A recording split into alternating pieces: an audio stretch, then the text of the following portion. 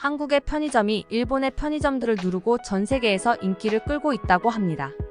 한국 편의점들이 어떻게 전 세계 사람들의 마음을 사로잡았는지 지금부터 알아보도록 하겠습니다. 안녕하세요. 정보보존법칙입니다. 영상을 보시기 전 구독과 좋아요 부탁드립니다. 여러분들의 지원은 컨텐츠 제작에 큰 도움이 됩니다. 대부분의 지역에서 찾을 수 있는 한국의 24시간 편의점은 처음 보는 외국인마다 감탄을 갖추지 못하는 한국의 자랑거리입니다. 어떤 시간이든 이용할 수 있는 편의점은 사람들에게 편리함을 줄 뿐만 아니라 밤에 알바생 혼자 편의점을 지켜도 안전한 한국의 치안을 보여주는 한 예시이기도 합니다.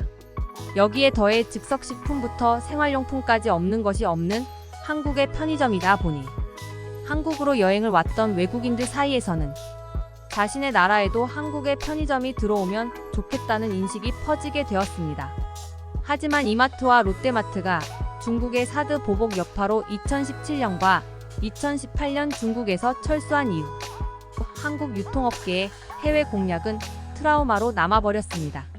1990년대 후반부터 20년에 걸쳐 공을 들인 사업이 한순간에 무너졌으니 유통사업은 해외 진출이 안 되는 업종이란 인식이 업계 전반에 팽배해지고 말았죠.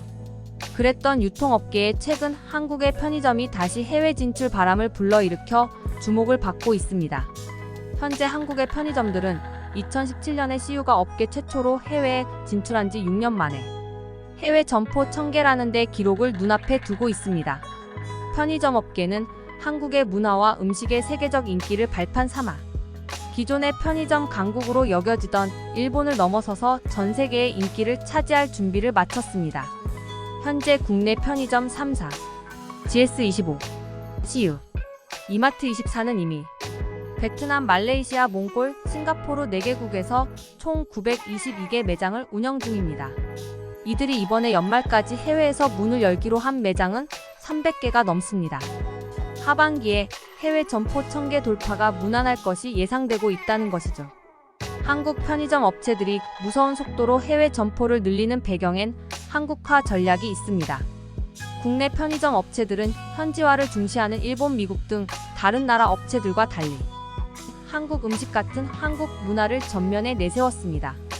자국 문화의 인기가 강하지 않은 일본과는 달리 세계를 강타한 한류 열풍을 가지고 있기에 가능한 전략이죠. 이미 해외에서 한국의 편의점을 원하는 여론이 있다 보니 이를 적극적으로 이용하고 있는 것입니다.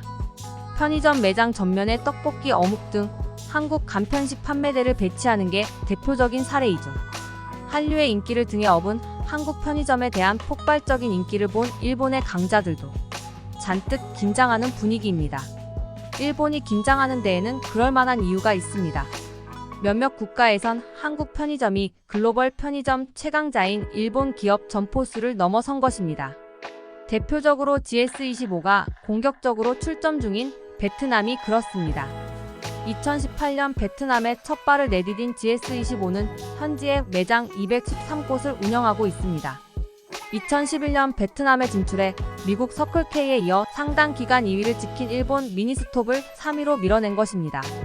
이를 두고 일본 NNA통신은 일본 편의점 업체들은 GS25가 시장에서 브랜드를 안착시키기 위해 출점 공세를 펼치는데 위기감을 느끼고 있다고 보도했습니다. 특유의 한국식 물품들과 운영에 더해 K컬처 열풍으로 해외에서 브랜드 인지도가 제고된 것이 한국 편의점 인기에 날개를 달아주었습니다. 이에 대해 한 편의점 업계 관계자는 한류에 빠진 현지 젊은 층이 드라마나 영화를 보고 일부러 K-편의점을 찾는 사례가 많다고 하기도 했습니다. CU가 이달 3일 음반 유통사 YG+와의 협약으로 해외 매장을 K-팝 스타들의 IP를 활용해 꾸미겠다고 발표한 것도 현지 MZ세대를 잡기 위한 전략으로 보이죠. 이렇게 일본 편의점을 누르고 한국 편의점이 전 세계에서 인기를 끌고 있는 현황과 그럴 수 있는 이유들에 대해서 알아보았습니다. 지금까지 정보보존법칙이었습니다. 영상이 재미있었다면 구독과 좋아요 부탁드립니다.